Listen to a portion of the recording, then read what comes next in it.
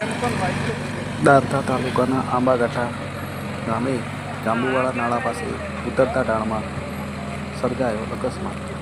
પેલી ટ્રક ગાડી કપચી ભરેલ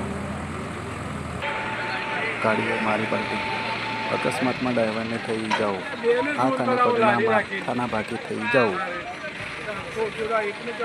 અકસ્માતની જાણ થતાં ડ્રાઈવરને જીવને જોખમે બચાવ કામગીરી કરી અને પાલનપુર સારવાર અર્થે ખસેડવામાં આવ્યો. અકસ્માત એટલો ભયંકર હતો કે ત્યાં લોકોના ટોળે ટોળા જોવા માટે એકઠા થયા અને દાંતા પોલીસ પણ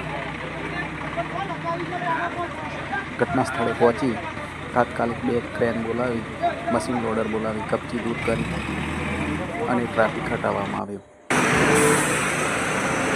ટ્રાફિક હટાવવાની સાથે બીજી ગાડીની બ્રેક ફેલ થતાં ઉતરતા ઢાળમાં બ્રેક ફેલ થતાં કાબુ ગુમાવતા બીજી ગાડી પણ બાઇક સાથે પકડાઈ.